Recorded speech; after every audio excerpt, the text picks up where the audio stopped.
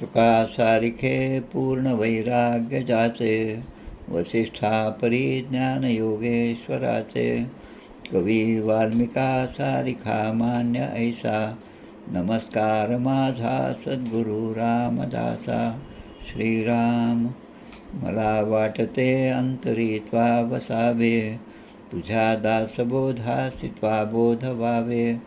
अपत्यापरी पाववी प्रेमग्रासा, महाराज या सद्गुरू रामदासा.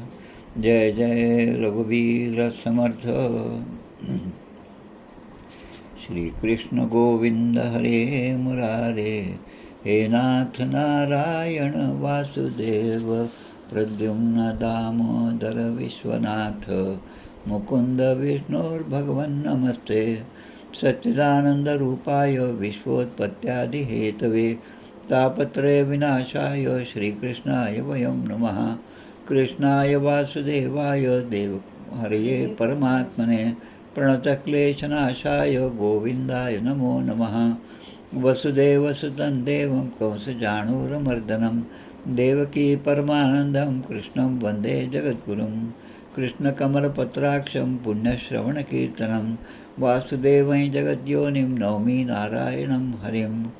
कृष्ण कृष्णेति कृष्णेति यो मां स्मरति नित्यशः, जलं भित्त्वा यथा पद्मं संसारात् उद्धराम्यहं.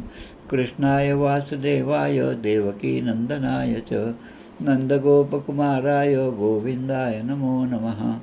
नमः पङ्कजनाभाय नमः पङ्कजमालिने, नमः पङ्कजनेत्राय नमस्ते पङ्कजाङ्ग्रये. गोपाल कृष्ण भगवान की जय. श्री भगवान वाच. ज्ञानं परमगुह्यं मे यद्विज्ञानसमन्वितं, सरहस्यं तदङ्गं च ग्रहाणगदितं मया. यावानहं यथा भावो यद्रूपगुणकर्मकः, तथैव तत्त्वविज्ञानमस्तु ते मदनुग्रहात्. अहमेवासमेवाग्रे नान्यद् यत्सदसत्परं, पश्चादहं यदेतच्च योगशिष्येतु सोऽस्म्यहं. ऋतेऽर्थं यत् प्रतीयेत् न प्रतीयेत् चात्मनि, तद्विद्यादात्मनो मायां यथा भासो यथा तमः. यथा महान्ति भूतानि भूतेषु चावचेष्वनु, प्रविष्टान्यप्रविष्टानि तथा तेषु न तेष्वहम्. एतावदेव जिज्ञास्यं तत्त्वजिज्ञासनात्मनः, अन्वयव्यतिरेकाभ्यां यत्स्यात् सर्वत्र सर्वदा. एतन्मतं समातिष्ठ परमेण समाधिना, भवान् कल्पविकल्पेषु न विमुह्यति कदाचित्. गोपाल कृष्ण भगवान की जय. एकादश स्कंदाचे अवतरणिका. एकादश स्कंद प्रथमोध्याय. यदुवंशाशी शाप होय. जनक योगेश्वर संवाद द्वितीय. नारद सांगे वसुदेवाशे. ब्रह्ममाया कर्मयोग तृतीयात. भगवद अवतार चतुर्थात. अभक्तांची गती पंचमात. पूजाविधी वर्णिली. परमधामाशी यावे श्रीपती, षष्ठात देव प्रार्थिती. यादव प्रभास तीर्था जाती, उद्धव एकांती भेटत असे. अवधूतोपाख्यान 7, 8, 9. दत्ताचे गुरुज्ञान अभिनव. 10व्यात वर्णिली सोली व इह परभोग असार्था. बद्ध मुक्त भक्त लक्षण. एकादशीचे वर्णन. सत्संग महिमा कर्मयोग कथन. 12ोध्यायी. हंस सनकोपदेश त्रयोदशात. भक्तियोग ध्यानविधी चतुर्दशात. सिद्धी विभिन्न लक्षण पंचदशात. विभूती वर्णन षोडशी. वर्णाश्रमधर्म निरूपण 17व्यात केले कथन. वानप्रस्थ संन्यासी धर्म वर्णन बोलिले 18व्यात. भक्ती ज्ञान साधन वर्णन 19व्यात कथन. ज्ञान कर्म भक्ती वर्णन 20व्यात बोलिले. गुणदोष व्यवस्था स्वरूप रहस्य त्याचा 21 होय.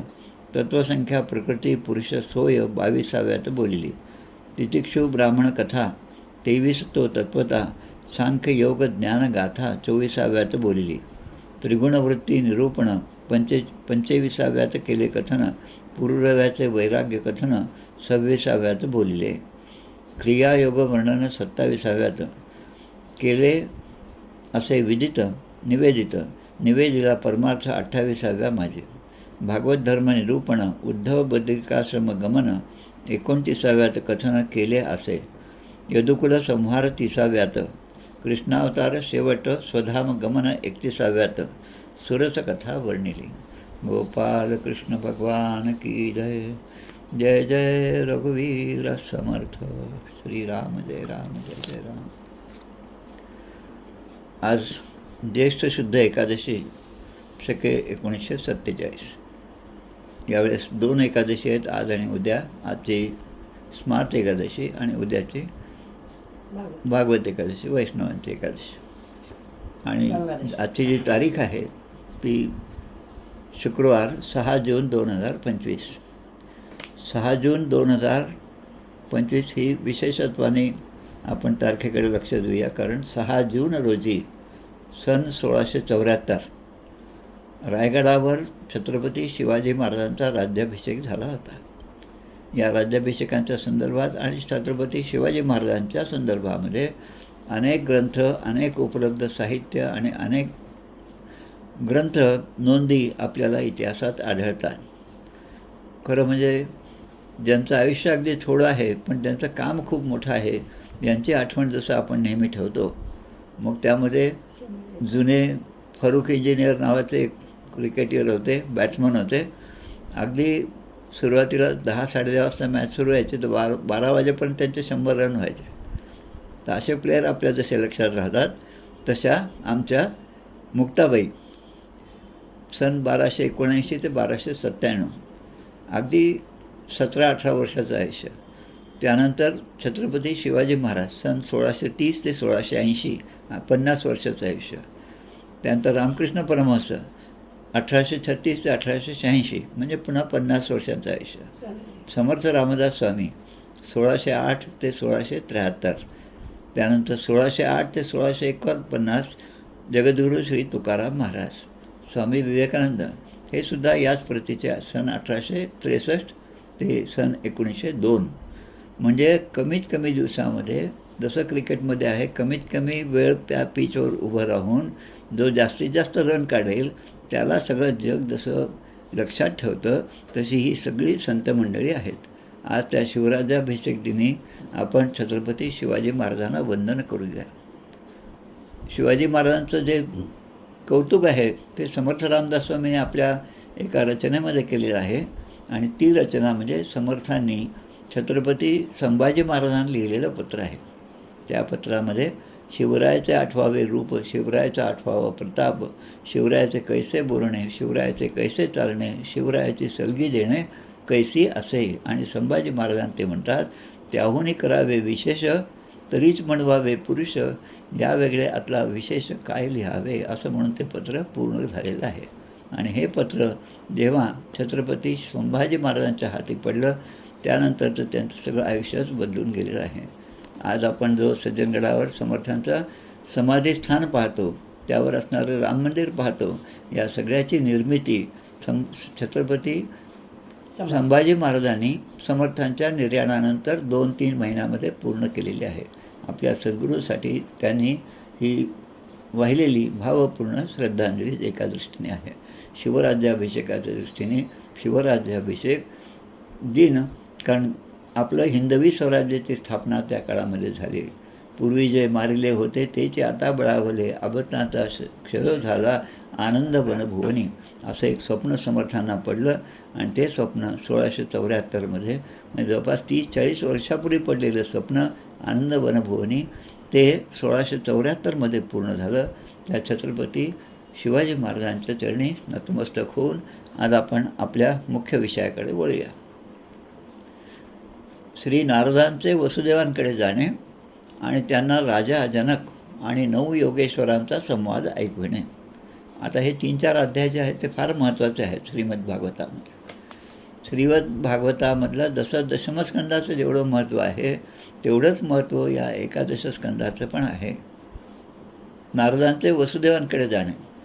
आता या ठिकाणी पहिल्या श्लोकामध्ये म्हणलेलं आहे, श्री शुकोवाच गोविंद गुप्तायाम द्वारवत्यां कुरुद्वह अवासीन नारदो अभिक्ष्णम कृष्णोपासन लालसा. कृष्ण उपासनेची लालसा म्हणजे कृष्णोपासन लालसा म्हणजे श्रीकृष्णांच्या सहवासात राहण्याच्या इच्छेने देवर्षी नारद हे अनेक वेळेस त्या द्वारकेमध्ये गेले होते. कारण ही द्वारका स्वतः श्रीकृष्णाने भगवंताने तिचं रक्षण केलं होतं आणि म्हणून ते त्यांचा सत्संग लाभावा म्हणून नारद अनेक वेळेस त्या ठिकाणी येत होते.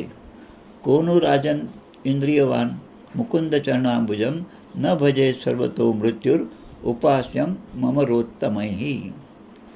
आता याचा अर्थ असं दिलेला आहे की ज्याला इंद्रिय आहेत, म्हणजे आपण सगळे आहोत, सगळीकडून मृत्यूने वेढलेला असा कोणता प्राणी असेल, म्हणजे जीव आहे, मनुष्य आहे, ज्याला इंद्रिय आहेत, ज्ञानेंद्रिय, कर्मेंद्रिय आहेत, मन आहेत, आणि असा कोणता प्राणी असेल की जो भगवंताच्या चरणकमलांची सेवा करणार नाही, असा प्रश्न या ठिकाणी शुकदेवाने परीक्षित राजाच्या समोर उपस्थित केला. आता याचं थोडंसं विश्लेषण केलं तर आपल्या लक्षात येतं, जे खरोखरच अभागी आहेत तेच भगवंताच्या चरणकमलाकडे वळणार नाहीत, कारण त्यांचं तेवढं पूर्व सुकृत नाही की ते सत्संगाकडे वळतील. त्यांना जो संघ आहे त्याच संघामध्ये ते आनंदाने असतात. मग तो संसाराचं आकर्षण असो, मग ते विषयांचं आकर्षण असो, कुठलीही गोष्ट असो, पण भगवंताशी ते विन्मुख होतात. आणि जे भगवंताशी विन्मुख झाले त्याला म्हणतात ते नर पापिया. आता पुढच्या ह्याच्यामध्ये येतं की देवर्षी नारद एकदा वसुदेवांच्याकडे गेले. वसुदेव आपल्याला माहिती आहेत, वासुदेवांचे वडील. आता वसुदेवांचं नाव फार कमी घेतलं जातं, पण वासुदेवाचं नाव भरपूर घेतलं जातं. म्हणजे बापापेक्षा मुलाला सगळेजण जास्त ओळखतात, कारण ते जगद्गुरू आहेत. भगवान श्रीकृष्ण हे जगद्गुरू. आणि मग त्या ठिकाणी जेव्हा यांचं आगमन झालं वसुदेवांच्याकडे, देवर्षी नारदांचं, तेव्हा वसुदेवाने त्यांची विधिवत पूजा केली, प्रणाम केला आणि त्यांना आसन दिलं. वसुदेवाने आता काही गोष्टी विचारायला सुरुवात केली.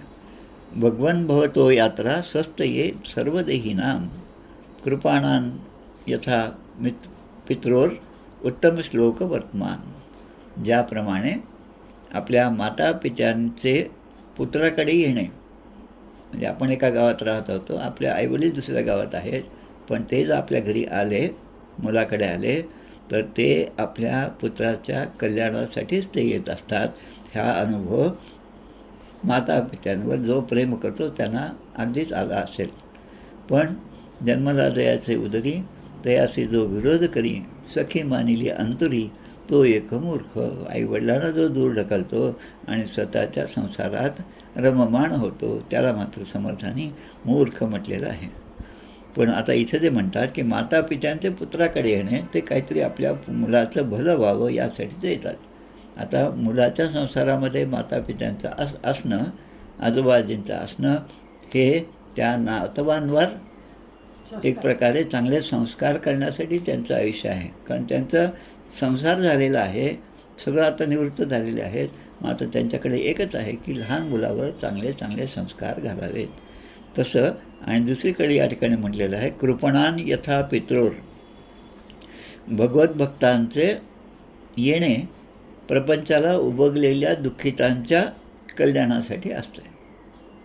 एखादा खितपत पडलेला आहे, रुग्ण आहे, पण भगवत भक्त आहे, तो जर त्या भगवंताची आठवण काढत असेल तर त्याच्याकडे भगवत भक्त जेव्हा येतात तेव्हा त्याला खूप आनंद होतो. दुःखितांच्या कल्याणासाठी ते आपल्याकडे येतात. तसेच भगवंता म्हणजे या ठिकाणी वसुदेव नारदांना असं म्हणतात, आपले येणे हे सर्व प्राण्यांच्या कल्याणासाठीच आहे. ज्या अर्थी नारदांचं येणे झालं, या त्रिभुवनामध्ये ज्यांचा संचार असतो, ते नारद ज्या अर्थी या ठिकाणी आले त्या अर्थी त्या आपल्या कल्याणासाठीच नारद आलेले आहेत, असं या ठिकाणी वसुदेवांच्या मनामध्ये येतं.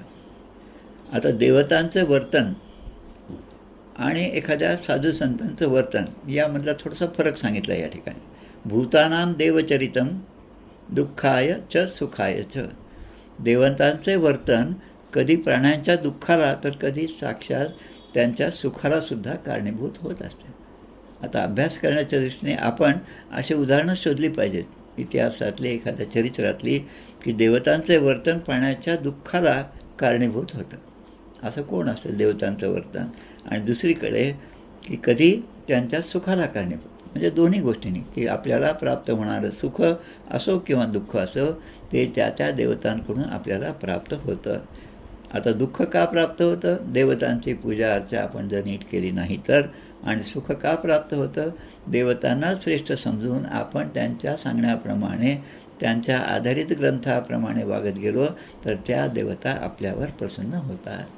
क्षम्यताम परमेश्वर, क्षम्यताम परमेश्वर, क्षम्यताम परमेश्वर. आणि दुसरं, प्रसीद परमेश्वर, प्रसीद परमेश्वर, प्रसीद परमेश्वर. क्षम्यताम, माझ्याकडून काही चुका झाल्या असतील तुम्हाला तुम्ही क्षमा करावी. आणि प्रसीद म्हणजे तुमचा प्रसाद, तुमचा आशीर्वाद, तुमचा कृपा छत्र आमच्या मागे असं अखंड राहो. भजंती ये यथा देवान, देवा अपि तथैव तान. म्हणजे जे लोक देवतांचं भजन करतात आणि ज्या प्रकारे, ज्या इंग्रजीमधला शब्द इंटेन्सिटी, म्हणजे ज्या हेतूने किंवा ज्या तळमळीने ते भजन करतात त्याप्रमाणे देवतासुद्धा त्यांना तसं फळ देतात. आता काय याचा अर्थ? की भाव होता किंचित न्यून आपणही दुरावे. समर्थ म्हणतात आपल्याला की भक्ताचा भाव भगवंताविषयी कसा आहे त्यावर सगळं अवलंबून आहे. भाव असेल तर दगडामध्ये देव आहे, आणि भाव नसेल तर त्या मूर्ती फोडणारे मूर्तीभंजकसुद्धा आहेत. सगळ्यांची उदाहरणं आपल्यासमोर आहेत.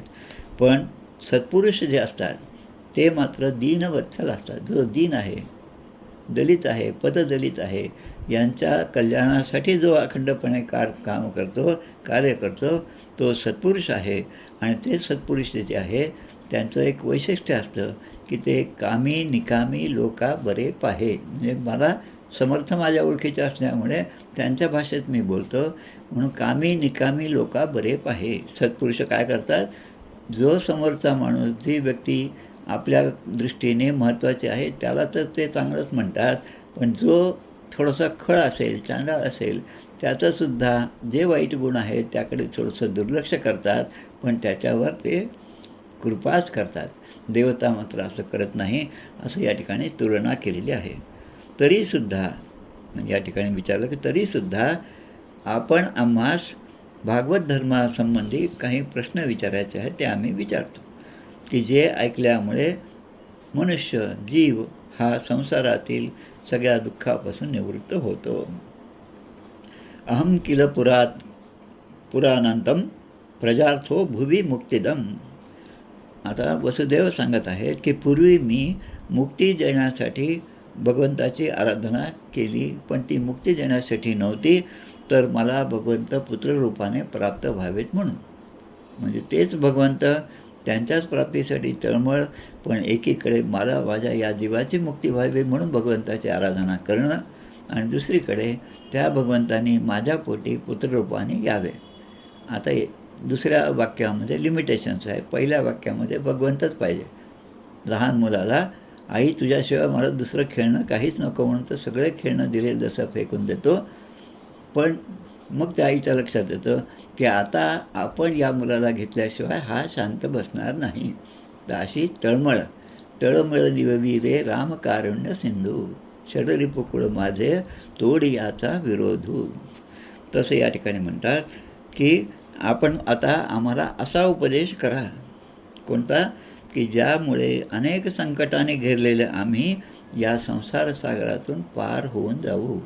या भवसागरातून पार होण्यासाठी तुमच्यासारखा कर्णधार, आमच्या नौकेचा कर्णधार तुमच्यासारखा असावा.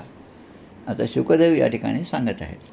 बुद्धिमान वसुदेवांचा हा प्रश्न ऐकला आणि देवर्षी नारदांना भगवंताच्या गुणांचे स्मरण झाले. आपलं जे आराध्य दैवत आहे त्याच्याबद्दल जेव्हा समोरचा माणूस काहीतरी आपल्याला विचारतो तेव्हा आपल्याला मनापासून खूप आनंद होतो. त्याप्रमाणे या ठिकाणी आता ते सांगत आहेत. आणि ते काय म्हणतात की आता नारद म्हणतात, सम्यग एतत् व्यवसितम भवता सात्वतर्षभा यत् पृच्छसे भागवतात धर्मास्त्वं विश्वभावनात. की हे वसुदेवा यदुश्रेष्ठा. आता वसुदेवांना यदुश्रेष्ठ म्हणलं. एरवी आपण यदुश्रेष्ठ म्हणजे यादवांमधले श्रेष्ठ असणारे भगवान श्रीकृष्ण. आता इथे वडिलांचा उल्लेख आहे. यदुश्रेष्ठा, विश्वाचे कल्याण करणारा भागवत धर्म हा जाणून घेण्यासाठी तुम्ही आम्हाला प्रश्न विचारला आहे, आणि हा प्रश्न खूपच चांगला आहे. यत् पृच्छसे भागवतान धर्मास्त्वं विश्वभावनान. आता ते सांगतात की भागवत धर्म कसा आहे? की जो ऐकल्याने, ज्याचा उच्चार केल्याने, ज्याचे स्मरण केल्याने, त्याचा स्वीकार केल्याने आणि त्याला मान्यता दिल्यामुळे एखादा दुर्जन असेल तो सुद्धा त्याच क्षणी पवित्र होतो. अपि चेत दुराचारो भजते माम अनन्य भाग, गीतेमधलं वचन आहे. तसं दुराचारी असेल तरी हरकत नाही, पण तो जर माझं अनन्य भाग भजन करत असेल, अनन्य होऊन माझं भजन करत असेल, तर त्याचासुद्धा उद्धार करण्यासाठी मी मागे पुढे पाहणार नाही. त्वया परमकल्याण पुण्यश्रवण कीर्तन स्मारितो भगवान अद्य देवो नारायणो मम. ज्यांचे श्रवण आणि कीर्तन हे जीवाला पावन करणारे आहे, त्या परमकल्याण स्वरूप आणि माझे आराध्य दैवत असणाऱ्या नारद म्हणतात, अशा भगवान नारायणांचे तुम्ही मला स्मरण करून दिलेले आहे. म्हणजे श्रोता आणि वक्ता, आपण म्हणतो श्रोता वक्ता श्रीराम समर्थ. तेव्हा श्रोता आणि वक्ता एकाच पातळीवरचे असतात, तेव्हा त्या वक्त्याकडून जे बोलवलं जातं ते अधिक प्रेमळ, अधिक रसाळ आणि अधिक भगवंताच्या जवळ नेणारं असतं. आणि मग त्याला आपण म्हणतो प्रासादिक वाणी, प्रासादिक साहित्य, प्रासादिक लेखन. तसं या ठिकाणी आता ते एक गोष्ट सांगतात. कोण? नारद गोष्ट सांगतात वसुदेवांना. एक प्राचीन इतिहास सांगतो, इतिहासम पुरातनम. आणि त्यामध्ये ऋषभदेवाचे पुत्र आणि महात्मा विदेह यांचा संवाद सांगतात. आता विदेह, वैदेही म्हटलं की आपल्याला जनक राजाची आठवण होते. विदेह म्हणजे देहामध्ये जो अडकलेला नाही तो विदेही. पण या ठिकाणी महात्मा विदेह याचा अर्थ या ठिकाणी या अध्यायामध्ये तो अर्थ म्हणजे निमी राजा आहे. आता निमी राजाचं आख्यान पूर्वी होऊन गेलेलं आहे. निमी राजाने भगवंताची भक्ती करण्यासाठी एक मागणी मागितली की लोकांच्या डोळ्यामध्ये, नेत्रामध्ये माझा निवास हो. आणि त्या डोळ्याच्या पापण्या ज्या आहेत त्या आपल्या नेहमी आपल्या पापण्या खालीवर होत असतात. त्याला म्हणतो आपण निमिष. निमिष म्हणजे त्या निमिषाचं मोजमाप, मेजरमेंट त्या पापण्यांच्या उघडझाप यावर अवलंबून आहे. जेव्हा गोपी छोट्याशा कृष्णाच्या लीला पाहत होत्या, त्यांना या पापण्यांचासुद्धा राग येत होता. कारण त्यांना वाटायचं की या पापण्या बंद झाल्यामुळे भगवानच्या श्रीकृष्णाच्या दर्शनामध्ये आम्हाला व्यत्यय येत आहे. आणि तसा तो निमी जो सर्वांच्या पापण्यांमध्ये राहत आहे आणि तो पापण्यांमध्ये राहून भगवंताचं दर्शन घेत आहे, त्यांनी प्रश्न विचारला आहे. ऋषिदेवाचे पुत्र आणि महात्मा विदेह यांचा संवाद या ठिकाणी दिला. आता थोडासा संदर्भ म्हणून पुढच्या श्लोकामध्ये सांगतात, प्रियव्रतो नाम सुतो मनोह स्वयंभुवस्य च. स्वयंभूयस्य यः म्हणजे जो स्वयंभूचा म्हणजे स्वयंभू मनुचा पुत्र आहे. प्रियव्रतो नाम सुतो, प्रियव्रत नामाचा स्वयंभू मनुचा जो पुत्र होता, तस्य अग्निध्र ततो नाभिर. त्या प्रियव्रताचा पुत्र असणारा अग्निध्र, नंतर अग्निध्राचा पुत्र असणारा नाभी, नाभीचा पुत्र असणारा ऋषभदेव सुतः स्मृतः. त्याचे मला आठवण होत आहे. तमाहुर वासुदेवांशम मोक्ष धर्म विवक्षया. वसुदेवांचा वंश असणाऱ्या या ऋषभदेवाने, वासुदेवांचा अंश असणाऱ्या ऋषभदेवाने, वासुदेव म्हणजे भगवंत, त्यांचे अंश असणारे वृषभदेव, ऋषभदेवांनासुद्धा भगवंताच्या अवतारामध्ये त्यांची गणना होते. आता त्यांची कथा जी पूर्वी झाली ती आता या ठिकाणी थोडक्यामध्ये ऋषभदेवांचे पुत्र आणि निमी यांच्या संवादात्मक या ठिकाणी सांगितलेलं आहे. ते सांगतात की भरत या ऋषभदेवांना त्यांच्या पुत्रांची गणती केलेली आहे. भरत हा त्यांच्या 100 पुत्रापैकी सगळ्यात मोठा पुत्र, ज्येष्ठ पुत्र आहे भरत. आणि तो भगवंताचा परमभक्त होता. आणि त्याच्याच नावावरून आपल्या या देशाला, आपल्या या सगळ्या राष्ट्राला भारतवर्ष हे नाव पडलं. पूर्वी अजनाभखंड हे नाव होतं. आता त्या भरतराजाने पृथ्वीच्या या राज्याचा उपभोग घेतला. समर्थ सांगतात आपल्याला, संपदा मिळवून भोगावी सावकाश. संपदा मिळवणं हे वाईट नाही, पण जशी जशी संपदा आपण मिळवत जातो, जसं धन धान्य समृद्धी आपल्याकडे येते, तसं तसं माणूस मागील ओळखी विसरी. म्हणजे आपण ज्यांच्याबरोबर लहानपणापासून होतो त्या आपल्या मित्रांनासुद्धा त्या धनाच्या मदाने तो विसरून जातो, असं होऊ नये. आणि लक्ष्मी आल्या घरी मागील ओळखी विसरी तो एक मूर्ख, असं समर्थ आपल्याला सांगतात. तसा या भरतराजाने राज्याचा उपभोग घेतला आणि एका क्षणामध्ये तो सोडून दिला आणि ते वनामध्ये गेले. ते श्याम वै भरतो ज्येष्ठो नारायण परायण हा, म्हणजे भरताचं इथे विशेषण दिलं नारायण परायण हा. विख्यातं वर्षमेतत् यन्नाम्ना भारतम अद्भुतम सभुक्तभोगां त्यक्त्वे मां निर्गतस्तपसा हरिम. निर्गत म्हणजे त्याने त्या राज्याचा त्याग केला आणि तपश्चर्येसाठी वनामध्ये निघून गेले. त्याने पुढे 3 जन्म घेतले. ते 3 जन्मही सुद्धा आपल्याला माहिती आहे. भरत आहे, त्यानंतर हरणाचा जन्म त्यांना मिळाला आणि नंतर जडभरताचा जन्म. श्रीमद भागवतामध्ये ही कथा खूप छान प्रकारे भागवतकार आपल्याला सांगत असतात. आता जी 100 मुलं होती त्यातले सगळ्यात श्रेष्ठ असणारे भरत यांचा उल्लेख झाला. आता उरलेले जे आहेत म्हणजे 99 त्यांचा हिशेब सांगतात. त्यापैकी जे 9 होते ते 9 द्वीपांचे अधिपती झाले. पूर्ण या विश्वाचे 9 भाग, 9 द्वीप, शाल्मली, कुश, क्रौंच असे सगळे, जम्बूद्वीप असे सगळे नावं होती आणि त्या त्या द्वीपाचे एक एक राजा झाले, एक एक पुत्र. म्हणजे 9 द्वीपांचे अधिपती हे आमच्या ऋषभदेवांचे पुत्र होते. आता राहिले 81. आता 81 जे होते ते अधिकार, ब्राह्मणांसारखा अधिकार त्यांना होता. 81मध्ये कर्मतंत्र प्रणेतार, म्हणजे कर्मयोग आणि तंत्र याचं जाणते असणारे एकाशीतिर द्विजातया. 81 जे होते ते त्याकडे 9 द्वीपांचे अधिपती 9 झाले आणि 81 हे कर्मकांडाचं सगळं आचरण करणारे, रचणारे असे ब्राह्मण झाले. नवा भवन महाभागा मुनयो ह्यर्थ संशिना श्रमणा वातरसना आत्मविद्या विशारदा. आता शेवटचे जे 9 उरले त्या 9बद्दलचं ह्या 3 अध्यायामध्ये सगळं सांगितलं. त्यांना नवयोगेश्वर असं म्हणतो. त्यांचं पूर्ण नावं दिलेली आहेत. कवीर हरी अंतरिक्ष प्रबुद्ध पिपलायन, कवीर आविर्होत्रोथ द्रुमिलस चमसः करभाजन, अशी त्यांची नावं. कवी हरी अंतरिक्ष प्रबुद्ध पिपलायन, आविर्होत्र, द्रुमिल, चमस आणि करभाजन असे हे 9 योगेश्वर त्यांना असं म्हणतात.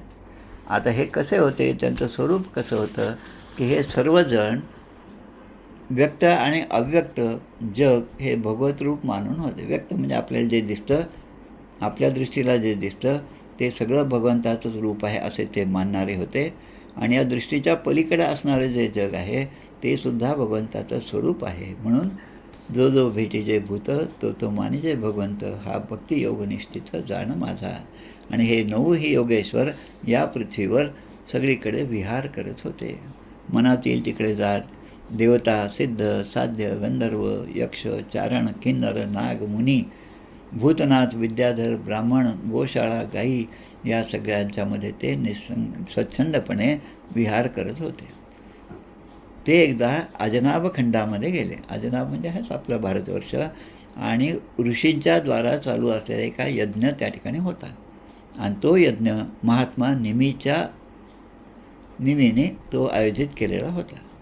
आता एवढे 9 योगेश्वर आपल्या यज्ञाच्या आयोजनामध्ये आलेले आहेत. हे पाहून तान दृष्ट्वा सूर्यसंकाशान महाभागवतान नृपः यजमानो अग्नयो विप्राह सर्व एवोपतस्थिरे. सगळ्यांनी पाहिलं की हे 9 योगेश्वर आपले या ठिकाणी आले आहेत यज्ञाच्या आयोजनामध्ये.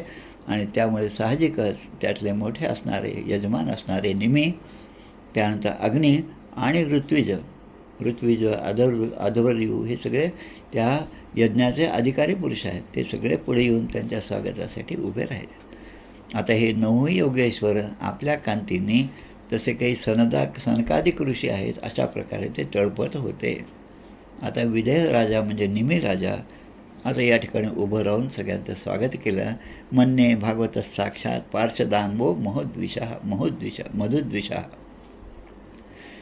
मी तर असे समजतो की आपण सर्वजण भगवंताचेच पार्षद आहात. कारण भगवंताचे पार्षद जे आहेत, भक्त जे आहेत ते लोकांना पवित्र करण्यासाठी सगळीकडे फिरत असतात. तीर्थं कुर्वन्ति तीर्थानी. आणि म्हणून हे त्रिलोक पावन महात्म्यानं त्या नवयोगेश्वराला म्हणतात, लोकांच्या परमकल्याणासाठी आपण सगळीकडे फिरत असता. आणि आपला हा सत्संग जो आहे तो कसा आहे? दुर्लभो मानुष्यो देहो देहीनाम क्षणभंगुरा. एकतर मनुष्य देहच दुर्लभ आहे. 84 लक्ष योनीतून कितीतरी कष्टाने प्राप्त केलेला हा मनुष्य देह आहे.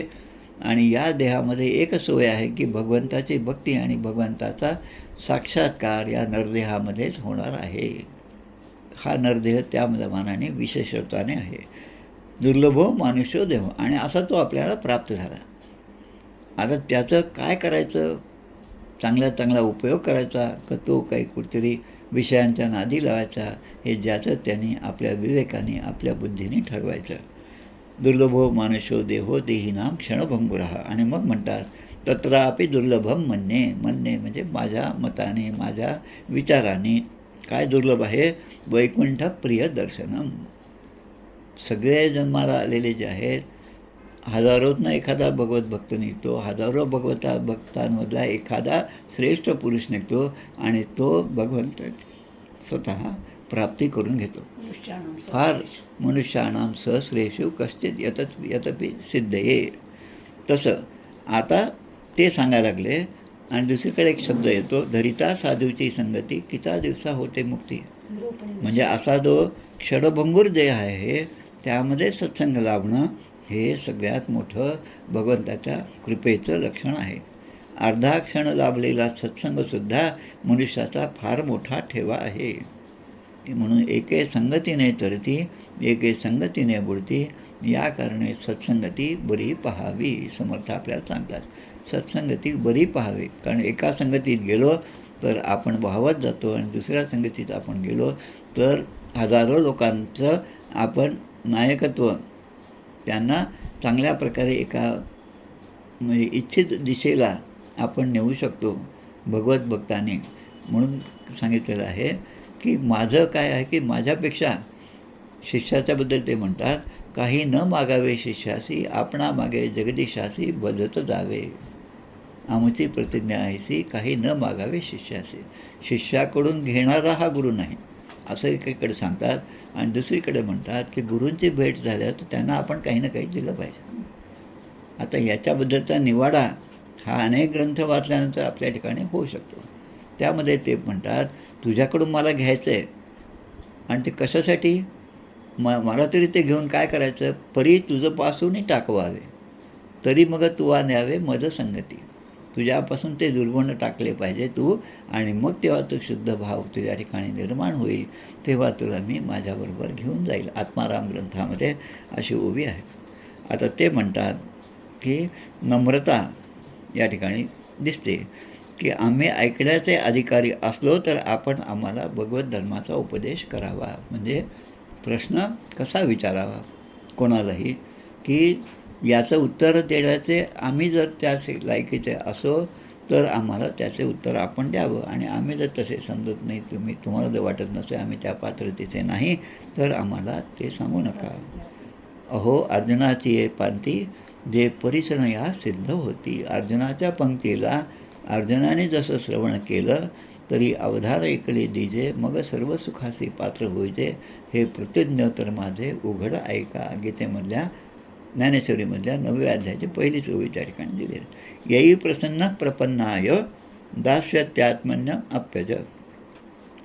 कारण एकदा भगवान प्रसन्न झाले की ते भगवंत स्वतःला भक्ताला देऊन टाकतात. अहम भक्त पराधीनो. मी पराधीन आहे. भक्तांच्या सांगण्याप्रमाणे मी वागत असतो. गोष्ट सांगतात त्या गायीच्याबद्दल सांगतात की ही गाय जी आहे मेलेली गाय आहे आणि ती गाय आता 3 दिवसात उठेल असं भगवंताचे भक्त माझ्या माहितीप्रमाणे एकनाथ महाराज किंवा नामदेव महाराज असतील बहुतेक ते सांगतात 4 लोकांमध्ये गाय मेलेली आहे आता हिला उठव. मग ते म्हणतात 3 दिवसामध्ये ही गाय उठेल. आणि 3 दिवस म्हणजे 24-72 तास झाल्यावर त्या गायीच्या ठिकाणी इंद्रियामध्ये संचरण झालं, वायू आला, त्यामुळे तिथे हालचाल सुरू झाली, ती उभी राहिली. आता भगवंत त्यांना म्हणतात की अरे तू 72 तास म्हणल्यामुळे मला 72 तास वाट पाहावी लागली. तू जर म्हणलं असता तर ही गाय आत्ताच्या आता उठेल, तर ती गाय केव्हाच उठली असते. अहम भक्त पराधीनो.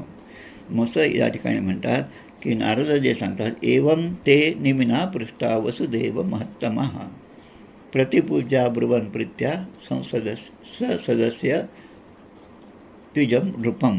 निमीने जेव्हा असा प्रश्न विचारला त्या महात्म्यांना, तेव्हा त्यांना खूप आनंद झाला. त्यांनी त्या प्रश्नाचा सन्मान केला. प्रश्नाचा सुद्धा सन्मान होत असतो, हे आध्यात्मिक ग्रंथाच्या वाचनाने समजतं. प्रश्न विचारणारे अनेक असतात. त्या प्रश्न विचारांच्या मागे प्रश्न विचारणाऱ्यांचा एक उद्देश असा असतो की सांगणाऱ्याला सांगता येतं की नाही, म्हणून ते प्रश्न विचारतात. त्यांना ते उत्तराशी घेणं देणं काही नसतं. पण मनातल्या शंका जेव्हा निर्माण होतात, तेव्हा त्या शंका श्रोत्यांच्या मनामध्ये निर्माण होतील असा एक अंदाज घेऊन वक्ताच त्याचे उत्तरं देतो. तेव्हा त्या श्रोत्याला असं वाटतं की माझ्या मनात ही शंका आली आणि त्याच क्षणी त्यांनी ते ओवी किंवा ते उत्तर मला दिलं, या अर्थी हे फार चांगल्या प्रकारचे वक्ते आहेत असं त्याच्या मनामध्ये येतं. तसं या ठिकाणी ऋत्विजांच्या बरोबर बसलेल्या राजा निमीला ते म्हणाले. आता एक जे आहे कवी, हरी, अंतरिक्ष, आता एक जण येऊन त्या ठिकाणी त्या प्रश्नांची उत्तरं देतात. कवी जे आहेत, पहिलं ज्यांचं नाव आहे कवी. कवी म्हणजे काय? कम सुखम वाती विस्तरती इति कवीही. कम सुखम वाती, ज्यांच्यामुळे सुख विस्तारती इति कवीही. नसता कवीचा व्यापार कैसा होय जगदोद्धार. समर्थ सांगतात. कवी आहेत आणि म्हणून जसं वाल्मिकी ऋषी बोलीला नसता तरी आम्हा कैसी समर्थ गाथा किंवा रामकथा. आणि म्हणून कवी हे त्या भगवंताच्या स्वरूपाचं वर्णन आपल्या शब्दामध्ये करतात. म्हणून कवी हे आधार. आणि मन्ये कुतश्चित भयम अच्युतस्य पादांबुजोपासन से मात्र नित्यम उद्विग्न बुद्धेर सदात्मभावात विश्वात्मना यत्र निवर्तते भीही. याचा अर्थ की अशा प्रकारचा आपल्याकडे उपदेश आपल्याला झाला तर आपल्यामध्ये म्हणजे भीती ही निवर्तते. विश्वात्मना यत्र, असे जेव्हा सत्संग आपल्याला लाभतात तेव्हा भगवंताच्या चरणाशी नित्य उपासना करणारे जे आहेत त्यांच्या सत्संगामध्ये आपण गेलो तर आपलं भय निश्चितपणे दूर होतं. ये वै भगवता प्रोक्ता उपाया ह्यात्मलब्धये अंजः पुंसां विदुषां विद्धी भागवतान हितान. म्हणजे अज्ञानी लोकसुद्धा, त्या लोकांनासुद्धा अगदी सहजपणे साक्षात आपल्या प्राप्तीचे जे उपाय आहेत ते भगवंतांनी सांगितले. आणि ते उपाय म्हणजेच हा भागवत धर्म आहे. यानास्थाय नरो राजन न प्रमाद्येत करिचित. प्रमाद्येत म्हणजे संकट. या भागवत धर्माचा अवलंब ज्याने केला त्या मनुष्यावर, त्या जीवावर कुठलेही संकट येत नाही. तो संकटातून मुक्तच असतो. जसा डोळे बंद करून जरी तो पळाला तरी त्याला कुठल्याही गोष्टीचं अडथळे येत नाहीत. एखादा खड्डा जरी समोर आला तरी भगवंताला वाटतं की हा माझा भक्त आहे, डोळे मिटून पळत आहे, पण हा माझ्यावर पूर्णपणे 100% भरोसा ठेवून प्रत्येक कार्य करत आहे. यद जुहोसी यद ददासी यद तपस्यसी कौंतेय. जे हा करत आहे ते हा मला अर्पण करत आहे. त्यामुळे त्याचं रक्षण करणं ही माझी जबाबदारी आहे. आणि योगक्षेमं वहाम्यहम. तसं आता पुढे एक श्लोक येतो, जो श्लोक आपण अनेकदा अनेक ठिकाणी ऐकतही असतो, आपण स्वतः म्हणत असतो. तो भागवत धर्माचा अर्थ सांगणारा श्लोक या ठिकाणी आहे. कायेन वाचा मनसेंद्रियैर्वा बुद्ध्यात्मना वा अनृत स्वभावात करोमि यद्यत् सकलं परस्मै नारायण इति समर्पयेतत्. मनुष्याने शरीराने, वाणीने, मनाने, इंद्रियाने, बुद्धीने, अहंकाराने आणि स्वभावाप्रमाणे, स्वभाव जो आहे त्याप्रमाणे तो जी कर्म करेल ती सर्व कर्मे त्यांनी नारायणाला समर्पण करावी. आता ही जी एक श्लोक आहे ज्यामध्ये भागवत धर्म पूर्ण रूपाने सांगितलेला आहे. काया, वाचा आणि मन. काया म्हणजे शरीराने, वाचा म्हणजे वाणीने आणि मनसेंद्रिय मनाने म्हणजे तिन्हीने. जो अशा प्रकारे आपलं प्रत्येक कर्म भगवंताला अर्पण करतो आणि त्याने ते केलंच पाहिजे. श्रीमद एकनाथी भागवत हा जो ग्रंथ आहे, या 11व्या स्कंदाची विस्तृत टीका एकनाथ महाराजांनी लिहिलेली आहे. त्यामध्ये 36व्या 347 ते 415 म्हणजे 36व्या श्लोकाचं, म्हणजे हा जो श्लोक आहे कायन वाचा, हा या दशमस्कंधातील 11व्या एकादश स्कंधामधील हा दुसऱ्या अध्यायामधला हा 36वा श्लोक आहे. आता या श्लोकाचं विवेचन, विवरण, स्पष्टीकरण एकनाथ महाराजांनी याबद्दल 108 ओव्यामध्ये लिहिलेलं आहे. ते मुळामध्येच वाचायला पाहिजे. ते कोणी सांगून समजणार नाही, सांगूनसुद्धा तो आनंद होणार नाही. गूळ खूप गोड असतं असं किती सांगितलं तरी त्याची चव आपल्याला समजत नाही जोपर्यंत आपण तो गूळ खात नाही. प्रचिती विणे बोलणे व्यर्थ वाया. प्रचितीच नाही आली तर मग ते खूप छान आहे, ते खूप चांगलं आहे, अगदी आम्हाला खूप छान वाटलं असं या म्हणण्याला अर्थ नाही. पण तो अनुभव जो घेतो, तो अनुभव घेतल्यानंतर तो जे बोलतो, अमृतानुभव हा जो शब्द आहे माऊलींच्या ग्रंथाचा, तो त्यातूनच आले. त्या अमृताचा अनुभव घेतल्यानंतर जे बोल आले ते अमृतानुभवाचा विषय आहे. भयं द्वितीया अभिनिवेशतः स्याः दिशादपेतस्य विपर्ययो स्मृती. जो ईश्वराला विन्मुख झाला, ईश्वराला विन्मुख होणं म्हणजे मी परमेश्वर मानतच नाही, परमेश्वराला रिटायर करा असे म्हणणारे जे जे होते, पहा इतिहासात, इतिहास कसा फार मोठा इतिहास नाही, आत्ताच 50 वर्षातला पहा, ते सगळे गेले. अहो असो व्हायचे, सगळेही गेले, परंतु एकच राहिले. कोण? जे देहातीत झाले, आत्मवस्तू देहातीत झाले, देहाच्या बंधनातून सुटले आणि आत्मसुख काय आहे हे ज्यांना खरं समजलं ते. तन्माययातो बुध अभजेतम भक्तैकयेशम गुरुदेव तात्मा. गुरूंनाच आपले आराध्य दैवत मानून अनन्य भक्तीने त्या गुरूंची सेवा ही ईश्वराची सेवा म्हणून त्याने केलेली आहे. आता भगवंताच्या जन्माच्या आणि लीलांच्या पुष्कळशा मंगलमय कथा आहेत. एकच श्रीमद भागवत ग्रंथ ज्याला महापुराण असं म्हणतो. इतर 17 पुराणं हे पंचलक्षणांनी युक्त आहेत, पण श्रीमद भागवत हा दशलक्षणांनी युक्त आहे. आणि मग त्यामध्ये भगवंताच्या लीला, भगवंताच्या जन्माच्या कथा, या मंगलमय कथा अशा आहेत की त्यामध्ये तृप्ती नाही. पण जो आपण ऐकत जातो तो आपण त्या कथामृताच्या समुद्रामध्ये अजून खोल उतरत जातो. आणि जितकं खोल उतरत जातो तितका भगवंत अधिकाधिक आपल्या जवळ येत असतो. आणि मग अशा भक्ताने काय करावं?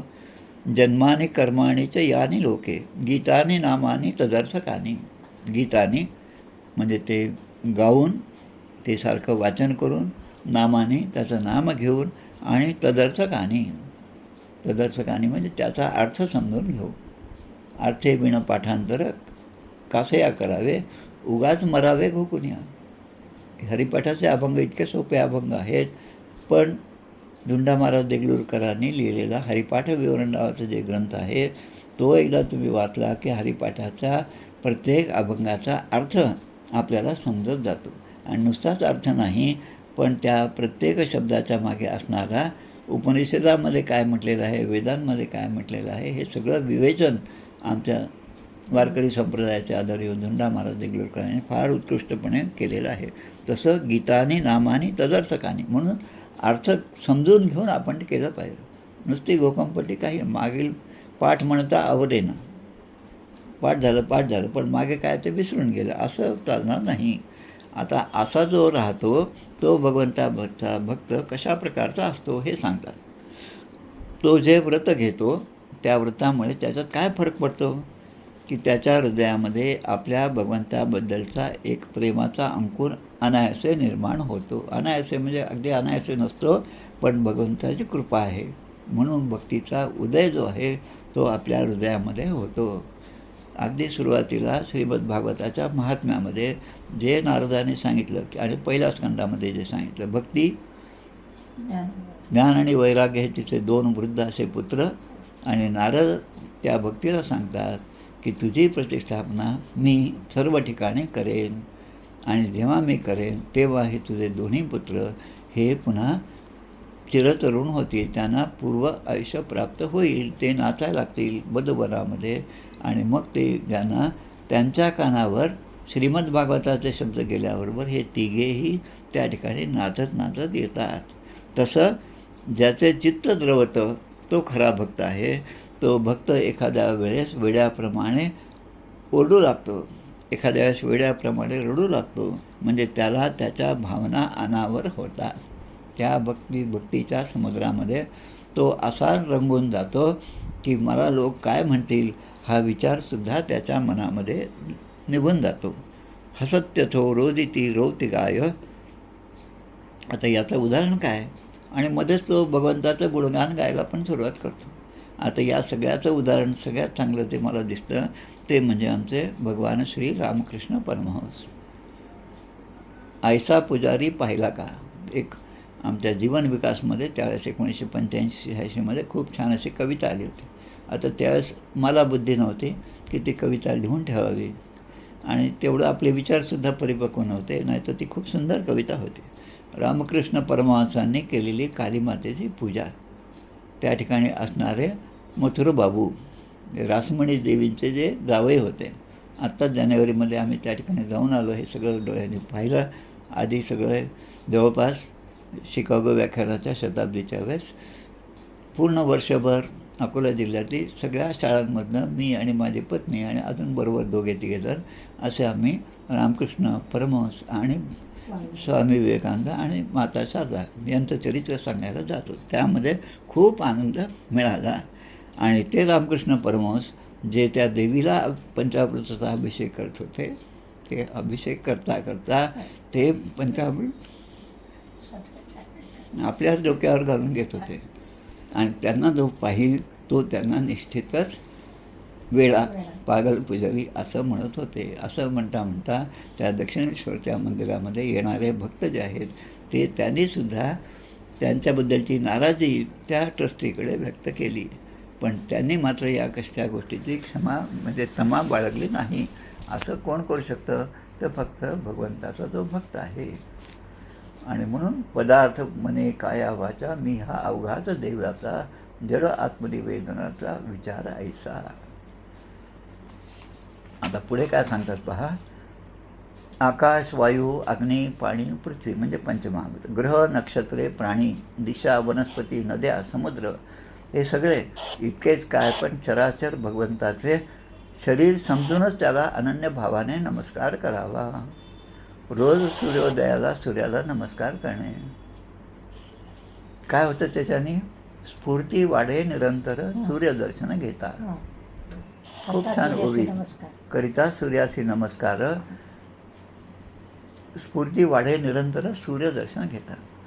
आणि मग म्हणतात, आता पुढच्या याच्यामध्ये खूप छान दिलेलं आहे की जसे जेवणाऱ्याला जेव्हा आपण जेवण करतो तेव्हा प्रत्येक घासाबरोबर तृप्ती प्राप्त होते आणि आपल्या शरीरामध्ये एक शक्ती आपल्याला प्राप्त होते आणि हळूहळू आपली भूकसुद्धा नाहीशी होते. हे 3 फायदे जेवणाच्या वेळेस होतात. आता इकॉनॉमिक्स हा सुद्धा माझा विषय होता MA पर्यंतचा. लॉ ऑफ डिमिनिशिंग रिटर्न्स त्यामध्ये दिलेला. 1000 लाडू आपल्यासमोर ठेवले, 1 लाडू, 2 लाडू, 3 लाडू खाईल माणूस, 5 नाही 10 खाईल, पण हळूहळू ते खाण्याचं आवड जी आहे ती हळूहळू कमी होत जाते. घासाबरोबर तृप्ती वाढते असं म्हणतात, पण तो घास कसा असावा? ब्रह्मभोजनाचा समास आमच्या समर्थ प्रतापामध्ये गिरधर स्वामींनी फार सुंदर रीतीने 13वा समास त्यामध्ये आहे.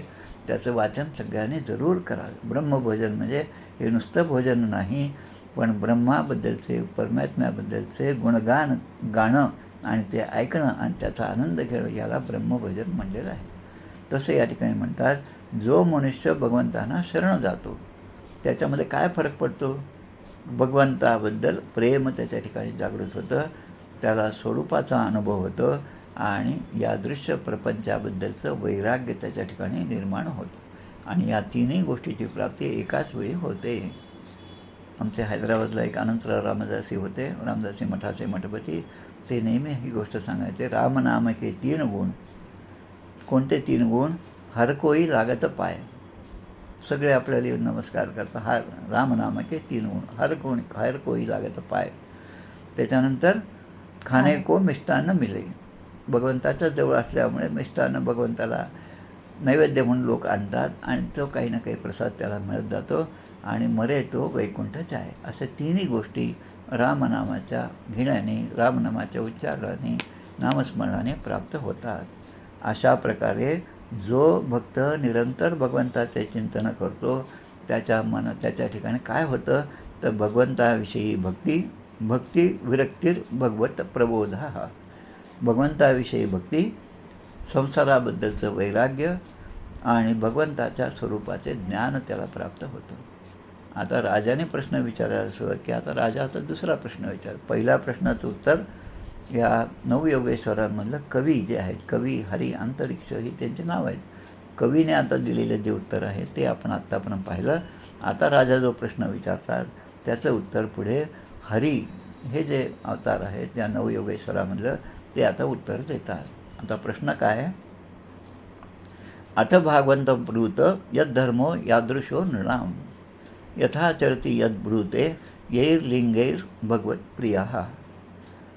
की मनुष्यापैकी भागवत कोणाला म्हणावे? भागवत म्हणजे ग्रंथ जसा भागवत आहे तसा एखादी व्यक्तीसुद्धा भागवत असू शकते. त्याचा धर्म कोणता? त्याचा स्वभाव कसा असतो? स्थितप्रज्ञस्य का भाषा किम प्रभाषेत किम आचरेत.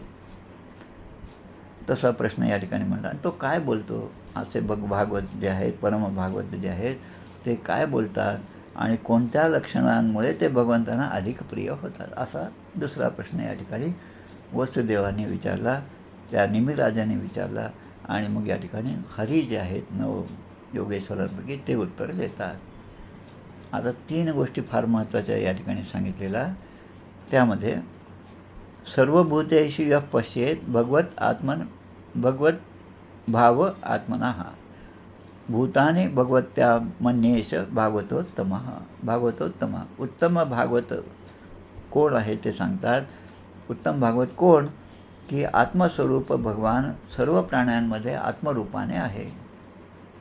अहं ते सर्व पापेभ्यो मोक्षयिष्यामि मा शुचः.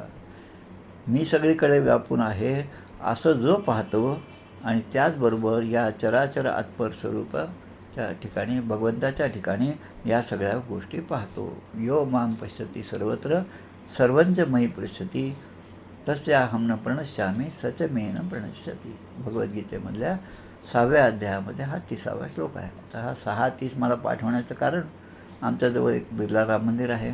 त्या ठिकाणी गेल्यानंतर तिथे भिंतीवर खूप छान असं कोरलेले सगळे चित्र आहेत आणि खाली एक गीतेचा श्लोक दिलेला आहे.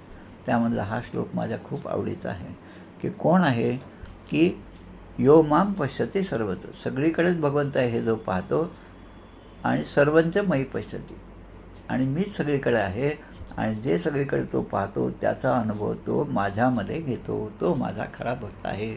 त्याला इथे श्रीमद भागवतामध्ये उत्तम भक्त असं म्हणलेलं आहे. नंतर मध्यम प्रतीचा भागवत किंवा भक्त कोण? ईश्वरे तदनीनेषु बालिशेषु दिशत्सु च प्रेम मैत्री कृपोपेक्षा यः करोति स मध्यमः. जो भगवंतावर प्रेम करतो त्याच्या भक्तांशी मैत्री, दुःखी आणि अज्ञानी जे आहेत त्यांच्यावर कृपा करतो. पण भगवंताचा द्वेष करणारे जे आहेत त्यांची मात्र उपेक्षा करतो. म्हणजे जे भगवंताचे द्वेष करणारे आहेत, मगाशी ते म्हटलं कामी निकामी लोका बरे पाहे, म्हणजे निकामी लोक भगवंताचा द्वेष करणारे म्हणजे परमार्थाच्या दृष्टीने निकामीच आहेत. पण त्यांच्यावर सुद्धा तेवढंच प्रेम आपलं असलं पाहिजे आणि तो जर करत नसेल तर तो मध्यम प्रतीचा भक्त आहे. आचायाम एव हरये पूजां च श्रद्धये हते न तद्भक्तेषु चान्येषु सभक्त प्राकृत स्मृतः. आता एकीकडे भगवंताच्या मूर्तीचीच पूजा अर्चा तो श्रद्धेने करतो, हे सगळे चांगले गुण झाले.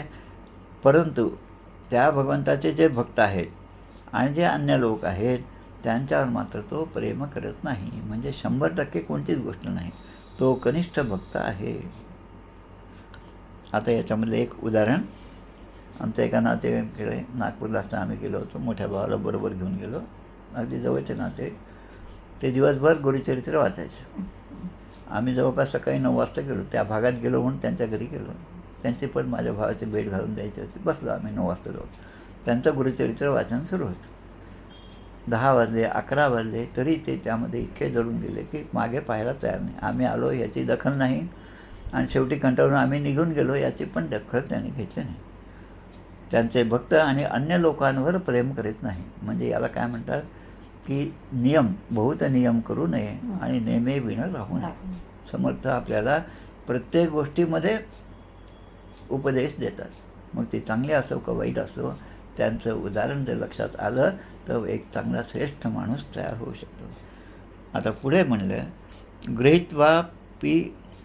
गृहीत्वापि इंद्रिये अर्थान यो न द्वेष्टी न हृष्यति. जो इंद्रियाने विषयांचे ग्रहण करतो परंतु त्याबद्दल त्याला आवड निवड बाळगत नाही. आमचे साखरखेड्याचे प्रल्हाद महाराज आत्ताच होऊन गेले, एक 30-40 वर्षापूर्वी. ते एका ठिकाणी भक्ताच्या घरी, ज्यांच्या घरी गेले ते सुद्धा आमच्या ओळखीचे आहेत. ते सांगत होते, महाराज आमच्या घरी आले, त्या दिवशी आम्ही काहीतरी भोपळ्याची भाजी केली आणि महाराजांना अगोदर वाढलं, बाकी भक्त मंडळी नंतर खायला बसली.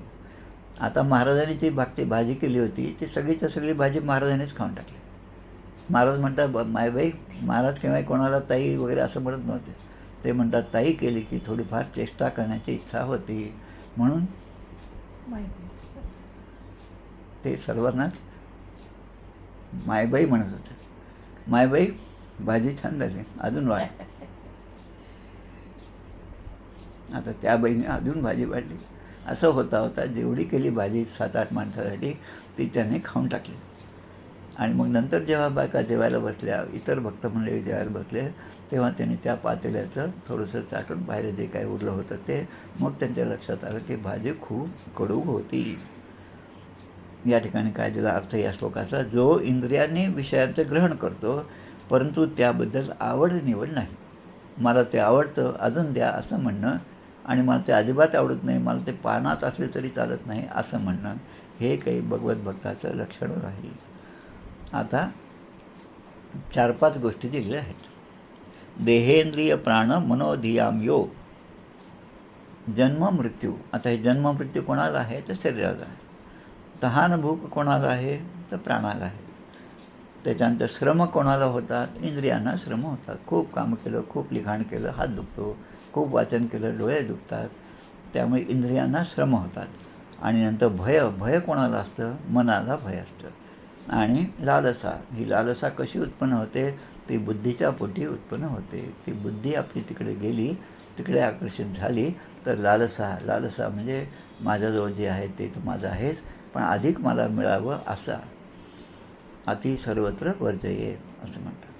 आणि म्हणून असं जर होत असेल तर जर त्याच्या उलट जो भगवंताचे स्मरण करण्यात इतका तन्मय झालेला असतो, संसार धर्मैर विमुह्यमानः स्मृत्या हरेर भागवत प्रधानः. भगवंताच्या स्मरणामध्ये असा तन्मय होतो की या प्रापंचिक गोष्टीने तो त्रस्त होत नाही. श्रवण सुरू आहे आणि त्यामध्ये ऐकता ऐकता झोप लागते, ऐकता ऐकता भूक लागते, ऐकता ऐकता थोडंसं पाणी पिलं पाहिजे असं ज्याला वाटतं, तो त्या कथेमध्ये रममाण होत नाही. परीक्षित राजाचं उदाहरण घ्या. शुकदेव 4-4दा सांगतात, अरे खूप वेळ झाला, खूप दिवस चालला, थोडंसं तुला पाणी प्यायचं असेल तर पी, थोडंसं थांब झाला. तर परीक्षित राजा म्हणतात की मला आता तहान भूक ही कशाचीच आवश्यकता नाही, कारण ती तहान लागली होती म्हणून मी त्या ऋषींच्याकडे गेलो. शमीक ऋषी, त्यांचा पुत्र शृंगी, आणि त्या शमीक ऋषींच्या गळ्यामध्ये मेलेला मी साप घातला कारण मला तहान लागली आणि त्या ऋषीने मला ते पाणी प्यायला दिलं नाही. त्यामुळे आता आपण जो उपदेश देत आहात तो मी निराहार राहूनच देणार आहे. आता जी एकादशी आहे ती निर्जला एकादशी या 2 दिवस आहे. दशहराचा उत्सव आत्ता संपला, 10 दिवसाचा उत्सव दशहराचा, जे गंगेचं अवतरण झालं. आता नाही मी विचार करतो, दशहरा काल झाला आणि आज लगेच निर्जला काय, म्हणजे कालपर्यंत गंगेचं एवढं स्तवन केलं आणि ती गंगा प्राप्त झाली, गंगेचं अवतरण झालं, मग आज निर्जला का? त्या पाण्याचं महत्त्व सर्वांनी आपल्याला समजावं म्हणून ती निर्जला एकादशी. न काम कर्म बीजानाम यस्य चेतसी संभवः वासुदेवैकनिलयः स वै भागवतोत्तमः. ज्याच्या मनामध्ये विषयभोगांची इच्छा आहे, कर्मप्रवृत्ती आहे आणि त्या सगळ्यांचं बीज असणारी वासना, या तिन्ही गोष्टींचा ज्याच्या मनामध्ये उदयच होत नाही, जो केवळ भगवंताच्या आश्रयाने राहतो तो उत्तम भक्त आहे. न यस्य स्वपर इति, न यस्य स्वहा पर इति. स्वहा म्हणजे हा माझा आहे आणि हा पर आहे, हा दुसराच आहे, असं सुद्धा ज्याच्या मनामध्ये येत नाही. आता याचं उदाहरण पुन्हा आमचे प्रल्हाद महाराज साखरखेड्याचे. सर्वभूत समशांत सवयी भागवतोत्तम. महाराज त्या साखरखेड्यामध्ये राहायचे. आजही त्यांचं जुनं घर त्या ठिकाणी आपल्याला पाहायला मिळतं. मायबाई त्यांच्या पत्नी ज्या आहेत यांचा संसार म्हणजे रामकृष्ण परमहंस आणि शारदा माता यांचा संसार. प्रल्हाद महाराज ओसरीमध्ये बसले, मायबाई आतमध्ये स्नान करत आहेत. दांडीवर त्यांचं एक वाळलेलं पातळ होतं आणि आता त्या स्नान करत आहेत. स्नान झाल्यावर तर ते दांडीवरचं पातळ घ्यायचं आणि ते नेसायचं. आणि त्या दांडीवर पाहतात तेव्हा तिथे काही ते लुगडं नव्हतं. त्याने तिथूनच महाराजांना विचारलं, माझं लुगडं कुठे गेलं? महाराज म्हणतात, बाहेर एक भिकारी बाई आली होती, तुला तरी 2 लुगडे आहेत, तिच्या अंगावर जे तिने वस्त्र नेसलं होतं ते 10 ठिकाणी फाटलेलं होतं, म्हणून मी तुझं लुगडं त्या बाईला देऊन टाकलं. आता दुसरी सर्वसामान्य पत्नी असती तर नवऱ्याशी भांडत बसली, पण या मायबाई आणि त्या मायबाई त्या श्रेष्ठ योग्यतेच्या होत्या आणि म्हणून त्या महाराजांच्या पत्नी झाल्या. त्रिभुवन विभव हेतवे अप्यकुंठ. आपले अंतःकरण भगवन्मय करणाऱ्या देवतांना सुद्धा भगवंताचे जे चरण कमळ धुंडीत असतात, म्हणजे देवतासुद्धा ज्या भगवंताच्या चरणाचा आश्रय घेण्यासाठी सगळीकडे धावत असतात आणि त्यांच्यापासून अर्धा निमिषसुद्धा जो दूर राहत नाही, त्या भगवंताच्या चरणापासून जो दूर राहत नाही त्याला त्रिभुवनाचं ऐश्वर जरी दिलं तरी त्याचा तो त्याग करतो. न लगे मुक्ती आणि संपदा संत संग देई सदा, असं म्हणत अगतिक होऊन नामोच्चार केल्यावर सुद्धा संपूर्ण पापराशी नष्ट करणारे भगवान श्रीहरी आहेत आणि त्यांचे चरणकमल जे आहेत ते बांधून ठेवल्यामुळे ज्याचे हृदय एका क्षणापुरता सुद्धा त्याला सोडत नाही तो खऱ्या अर्थाने भगवत भक्त होतो. स भवती भागवत प्रधान उक्ता. अशा प्रकारे हा अध्याय दशमस्कंधातला 2रा अध्याय या ठिकाणी पूर्ण होतो. म्हणजे या अध्यायामध्ये कवी आणि हरी या दोघांनी दिलेली उत्तरं, निमिराजाच्या प्रश्नाची उत्तरं या ठिकाणी दिली. आता पुढच्या ह्याच्यामध्ये आपण उद्या पाहणार आहोत माया ओलांडण्याचे उपाय, ब्रह्म आणि कर्मयोगाचे विवरण. हे उद्याच्या 3य अध्यायामध्ये आपल्याला पाहायचं आहे. गोपाल कृष्ण भगवान की जय. आरती म्हणूया 1-2 मिनटं. जय हो जय श्री भागवता, आरती करी तुझ भगवंता. जय हो जय श्री भागवता, आरती करी तुझ भगवंता. श्री शुकमुनीने परम भक्तीने नाना परीने गायले जा हरिचरिता. आरती करी तुझ भगवंता. वेद तरुचे मधुर फळ, स्वादुरसे जे सोज्वळ. आत्मा राम मुनी अचळ, सेवुनी करीती जन सफळ. महापर्वणी आली अवनी, की अगहरणी भवजलतरणी ती पतिता. आरती करी तुझ भगवंता. येथे व्यासांची वाणी, सार्थक हरिगुण गावोनी. शास्त्र पुराणी मुकुटमणी, परम प्रेमामृत जननी.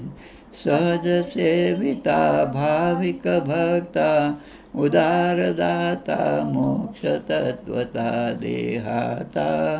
आरती करी तुझ भगवंता. गमते जणू मानस तीर्थ, भादश सोपाने युक्त. निर्मल भक्ती जले भरित, विहरे हरिहंस चितेथ. श्लोक सुकुमले संत अलिकुले, सेवुनी रमले भान विसरले रस पिता. आरती करी तुझ भगवंता. अपार महिमा ग्रंथाचा, वदवे ना कोणासाचा. मेवा कविवर संतांचा, प्राणची कीर्तनकारांचा. जणू बोधाचा स्वयंप्रभेचा, द्वादश कळीचा रवी अंतरिचा. तमहरता आरती करी तुझ भगवंता. ग्रंथ नव्हे हा श्रीकृष्ण, गीते वेधी मन पूर्ण. अनन्य होता या शरण, खचित टळे जन्म मरण. त्रितापदाती चिरये शांती, नाथ ही वदती रामपदी ठेवी माथा. आरती करी तुझ भगवंता. जय हो जय श्री भागवता, आरती करी तुझ भगवंता. गोपाल कृष्ण भगवान की जय. जय जय रघुवीर समर्थ. 1-2 मिनटं सगळ्यांनी थांबावं. विशेषत्वाने आज उल्लेख करायचा 2-3 गोष्टींचा. संस्कृतचं शिक्षण मी ज्यांच्याकडून घेतलं ते प्राचार्य अतुल शास्त्री तरटे सर या ठिकाणी आहेत. त्याचप्रमाणे आमच्या चिंचोळकर बहिणी आजच सकाळी आमच्याकडे आल्या होत्या. मालेगावनं मी आज तिथे सोडून आलो. त्या चिंचोळकर बहिणीसुद्धा या ठिकाणी आहेत. त्यानंतर आता आम्ही संभाजीनगरामधनं शुभदाताई धांडे यांच्याकडूनसुद्धा संस्कृतचं शिक्षण घेत आहे. त्याचप्रमाणे संतोषजी इसादकर हे सगळे संस्कृतप्रेमी आणि संस्कृताचा अध्ययन करून ते दुसऱ्यांना सांगणारे, प्रचार करणारे ही सगळी मंडळी आज आहेत. सुनीताताई चिंचोळकर आमच्या वहिनी ज्या आहेत त्यांनासुद्धा आजच मी लिंक पाठवली. त्यांना थोडंसं कसं लावायचं, कसं जॉईन करायचं हे सगळं सांगितलं आणि त्याप्रमाणे त्यासुद्धा या ठिकाणी आलेल्या आहेत. आदरणीय या सगळ्यांच्या ठिकाणी साष्टांग दंडवत करून मी या ठिकाणी थांबतो. जय जय रघुवीर समर्थ. आणि हीच लिंक दरवेळेस असते शुक्रवार शनिवार. जय जय रघुवीर समर्थ.